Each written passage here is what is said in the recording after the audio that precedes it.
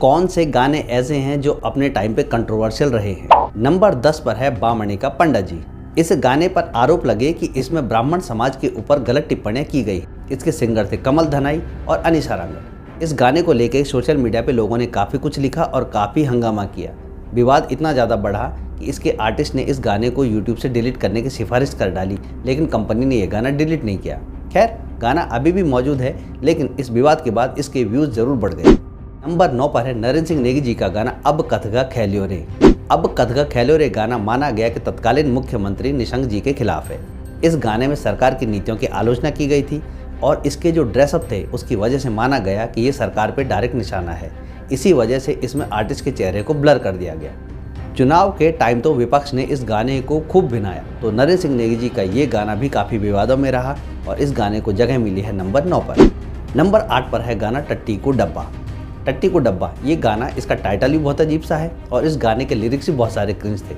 इसमें कहा गया कि ये गाना सिर्फ भोंडापन फैलाने के लिए बनाया गया है और इस गाने में गढ़वाल की संस्कृति और उसका मजाक उड़ाया गया है। जब आप इस गाने के कमेंट्स पढ़ते हो तो इसमें लोगों ने काफ़ी नेगेटिव कमेंट किए हुए हैं और साथ ही साथ में काफ़ी लोगों ने इस गाने को पसंद भी किया, लेकिन जब ये गाना आया तो इस पर भी काफ़ी विवाद हुआ था, इसलिए ये गाना इस लिस्ट में है नंबर 8 पर। नंबर 7 पर है इंदर आर्या का गाना गुलाबी शरारा।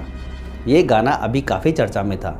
असल में ये गाने में अपने आप में कुछ कंट्रोवर्शियल नहीं है। गाना ठीक ठाक है, अच्छा खासा है और 140 मिलियन इसके व्यूज़ हो चुके थे वर्ल्ड वाइड। इस पर दबा के रील्स बन रही थी और एक दिन अचानक कॉपीराइट स्ट्राइक की वजह से ये गाना डिलीट कर दिया गया। इस गाने को डिलीट करने के आरोप लगे गजेंद्र राणा पे। हालांकि गजेंद्र राणा ने अपनी सफाई में कहा, मैंने ये गाना डिलीट नहीं करवाया है और कुछ दिन के बाद आपसी सुलह समझौते के बाद कंपनी और इंदर आर्या के बीच में इस तरह की बातचीत हुई और गाना वापस आ गया। लेकिन अच्छा खासा विवाद देखने को मिला और हमारे वीडियो में भी लोगों ने गढ़वाली कुमावनी करके इतने सारे झगड़े और इतने सारे कमेंट किया कि ये गाना बन गया मोस्ट कंट्रोवर्शियल सॉन्ग की लिस्ट में नंबर 7 पर। नंबर 6 पर कंट्रोवर्शियल गानों की लिस्ट में है बौजी गढ़वाली। प्रकाश रावत का ये गाना जब आया था तो इस पर भी अच्छे खासे विवाद देखने को मिले। इस गाने का जब प्रोमो जारी किया गया तो लोगों ने इसको लेकर के सवाल उठाने शुरू कर दिए। इसमें दिखाया गया था कि एक महिला 3-4 पुरुषों के साथ में नदी में या पानी में नहा रही है।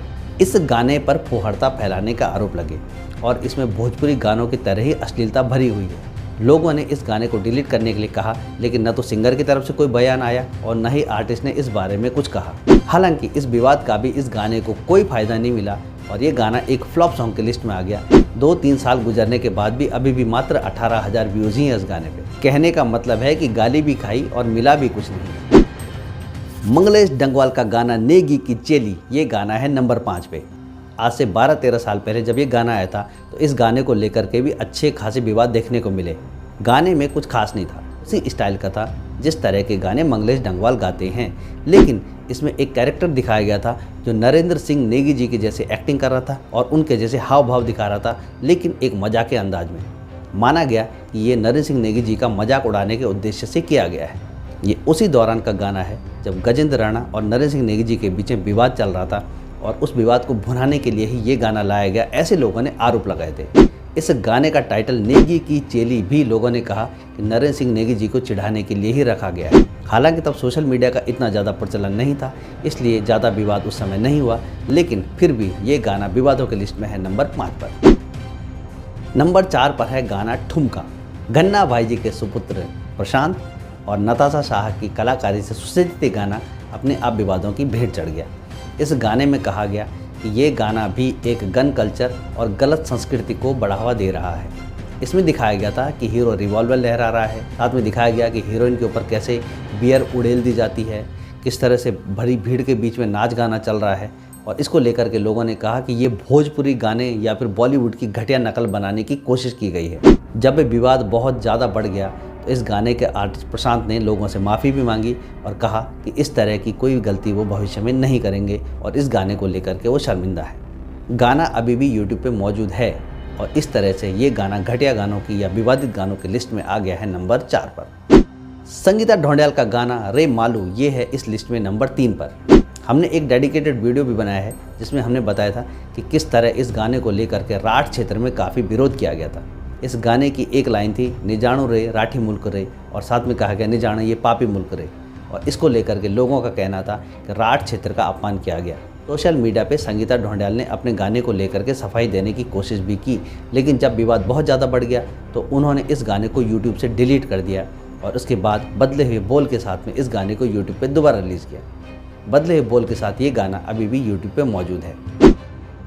नंबर 2 पे है नरू मा नारायणा। गजेंद्र राणा का ये गाना बहुत ही विवादित रहा था। इस गाने को लेकर कहा गया कि इसमें नरेंद्र सिंह नेगी जी के ऊपर डायरेक्ट एलिगेशन लगाए गए हैं। कहा गया कि गजेंद्र राणा ने उन पर आरोप लगाए हैं, वो पैसे लेकर के गाने गाते हैं, जानबूझ करके सरकारों को बदनाम करते हैं और किसी तरह से विपक्ष के हाथों में ये काम कर रहे हैं।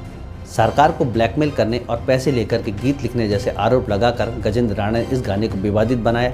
साथ ही साथ एक इंटरव्यू भी उनका आया था जिसमें उन्होंने लगभग डायरेक्टली कह दिया कि नरेंद्र सिंह नेगी किसी और को पनपने नहीं देते हैं, इस वजह से उनके खिलाफ ये गाना लाया गया है। इस गाने और इस इंटरव्यू ने उत्तराखंड के पूरे संगीत जगत को हिला करके रख दिया था और इस तरह विवादित गानों की लिस्ट में ये गाना आया है नंबर 2 पर। और फाइनली नंबर 1 पर है वो गाना जिसने पूरे प्रदेश को हिला करके रख दिया और सरकार बदल के रख दी। ये है नरेंद्र सिंह नेगी जी का गाना नौछमी नारायणा। नौछमी नारायणा इतना कंट्रोवर्शियल गाना था कि माना जाता है इसके बाद कांग्रेस गवर्नमेंट गिर गई थी। इसमें एनडी तिवारी सरकार के खिलाफ काफ़ी बातें कही गई थी। उसमें सत्ता के दुरुपयोग और किस तरह से फंड का मिसयूज़ किया जा रहा है उसके बारे में बात की गई थी। इसके आर्टिस्ट और उनके कॉस्ट्यूम जिस तरह के थे वो तत्कालीन कांग्रेस सरकार के नुमाइंदों की नकल थे। इसमें जिस तरह से आर्टिस्ट को दिखाया गया था उसे देख करके कांग्रेस और एनडी तिवारी जी बहुत नाराज़ हुए थे और ये गाने को बैन कर दिया गया। इस गाने को बीजेपी ने सत्ता को हासिल करने के लिए एक माध्यम बनाया और इस गाने को चुनाव में खूब भुनाया। कहा जाता है इस गाने की वजह से कांग्रेस चुनाव भी हार गई। उसके बाद भाजपा की सरकार बनी और इस गाने का बैन हटाया गया और इस तरह से ये गाना बन गया मोस्ट कंट्रोवर्शियल सॉन्ग की लिस्ट में नंबर 1 पर। तो ये थी हमारी आज की लिस्ट जिसमें हमने प्रदेश के टॉप 10 कंट्रोवर्शियल सॉन्ग के बारे में बताया। और कौन से ऐसे गाने हैं जो आपको लगता है इस लिस्ट में शामिल होने चाहिए, हमें ज़रूर बताइए। मिलते हैं आपसे अगले वीडियो में, तब तक के लिए बाय।